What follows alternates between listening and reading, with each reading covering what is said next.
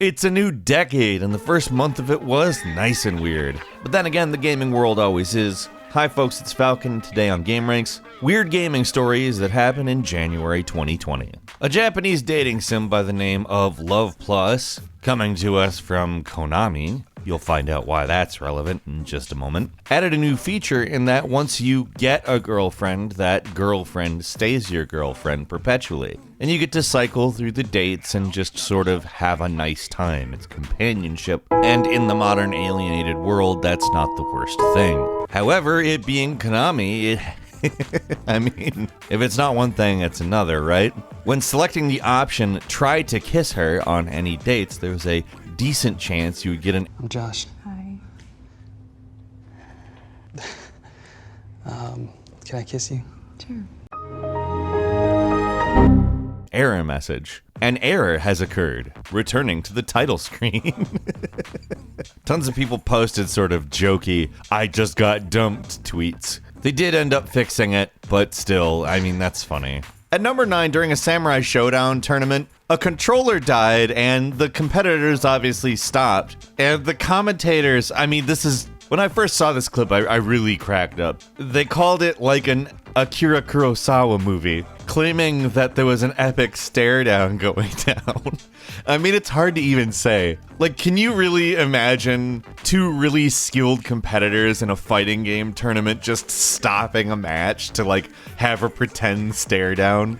And these announcers are like, oh yeah, this is respect mode. This is acknowledgement of their skills. Like, no, that's not what tournaments are like. And I'm not saying that because the competitors don't respect each other. I'm saying it because no one does that. And when they realized that it wasn't a stare down, that there was a technical issue going down, you know, by looking at the competitors and seeing that they were incredibly frustrated, they had to back out of this really goofy narrative. They're like, oh, I may have misspoke. Like, I'm not trying to be mean to these guys, because they're only doing their job. And, I mean, who wouldn't get hyped up for, like, something that seems like it's out of a movie for a couple of seconds? I get it, but I also think it's the funniest possible thing.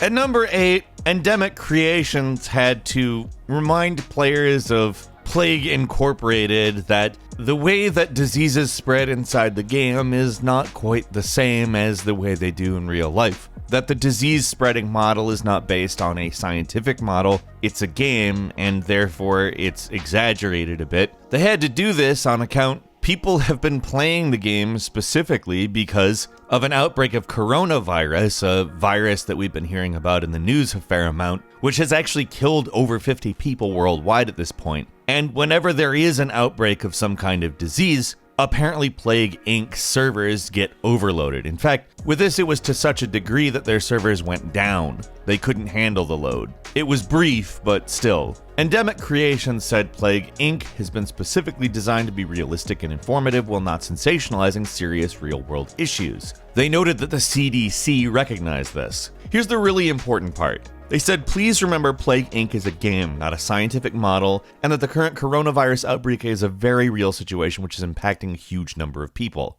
They then recommended people get their information directly from health authorities.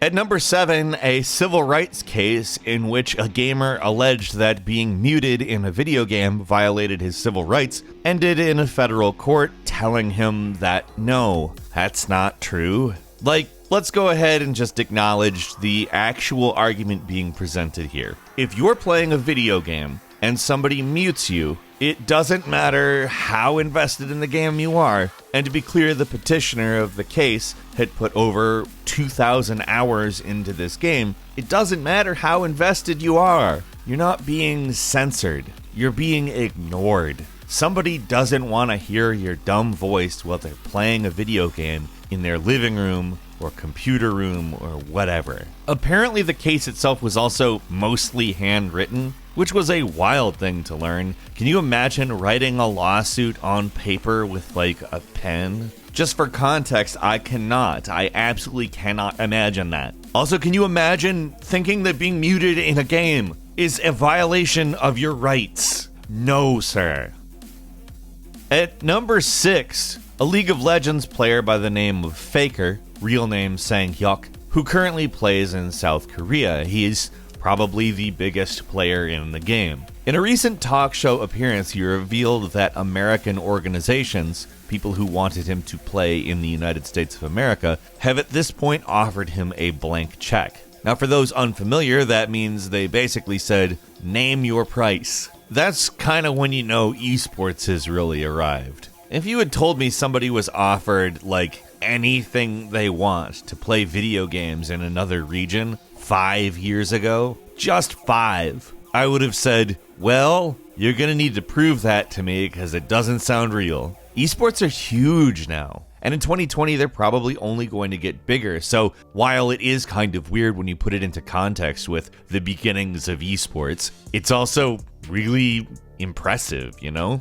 At number 5, everything got delayed in January. So the Final Fantasy VII Remake got delayed a month, which isn't bad. It put its release date right near Cyberpunk. Cyberpunk was like,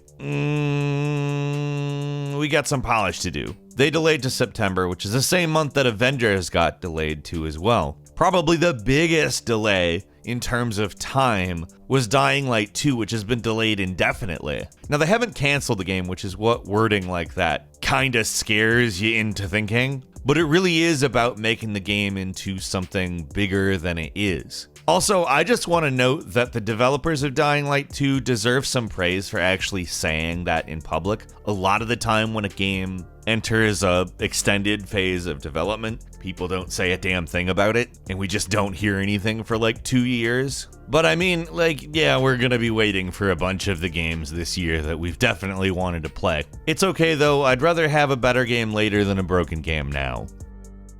At number 4 in Portland, a man didn't want to wait for his flight with the boredom of the news they have on in airports all the time. He also wasn't a big fan of the loop of video they play promoting various things, so he hijacked the monitor. He plugged his PlayStation 4 into one of the monitors and played it. I mean, he didn't take over any important information. It was one of those monitors that cycles through like various like commercials and promotional things for stuff you can like eat in the airport. So not like a particularly big deal, but still the airport was not happy with it.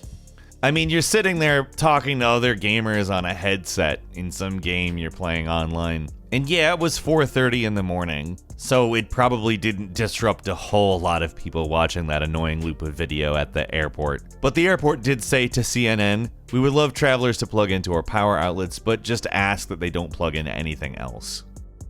At number 3, if you're familiar with the Twitch streamer Limmy, who is also a comedian outside of Twitch, was told to stop playing video games by his son, which is just a really funny role reversal. His son opens up the door to his, I presume, game room where he's streaming a game from, and his kid is like, "Stop playing a game, go outside, get some fresh air," which sounds very, very familiar to me as somebody who played a lot of video games as a kid, having parents say the same thing. I mean, that's just 100% hilarious. I don't have any more commentary on it. Like, where are we as a society? What is going on?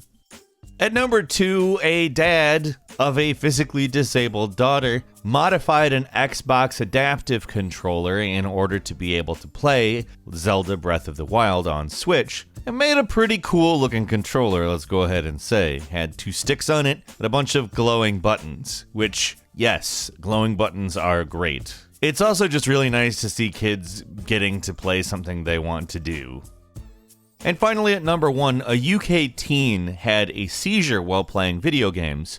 He was playing online, though, and his friend in Texas, in the United States, who called an ambulance, who showed up at his house and took him to the hospital. I mean, it was an actual serious thing. And he was saved by somebody who was 5,000 miles away and recognized that he wasn't responsive. I mean, it's basically the best case scenario for being alone in a room having a seizure. I mean, can you think of how many people might actually die in that kind of a situation because they were in their bedroom, had a seizure, and weren't attended to? It's a really touching story, honestly.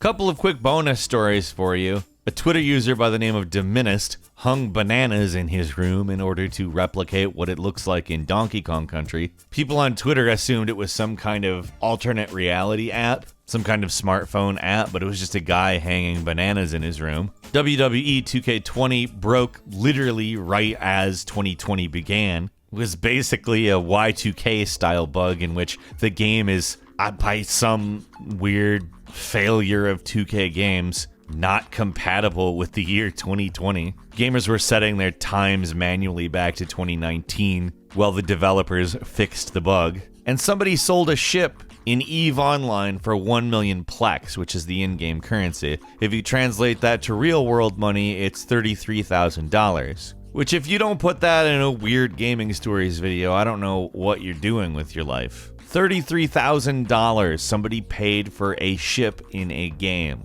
The proceeds did go to charity at least, but still, that's just utterly wild. That's all for January. It was a weird month. Leave us a comment, let us know what you think was particularly weird about it. If you enjoyed this video, click like. If you're not subscribed, now's a great time to do so. We upload brand new videos every day of the week, and the best way to see them first is of course a subscription, so click subscribe and don't forget to click the notification bell. As always, thank you very much for watching this video. I'm Falcon. You can follow me on Twitter at Falcon the Hero. We'll see you next time right here on gameranx.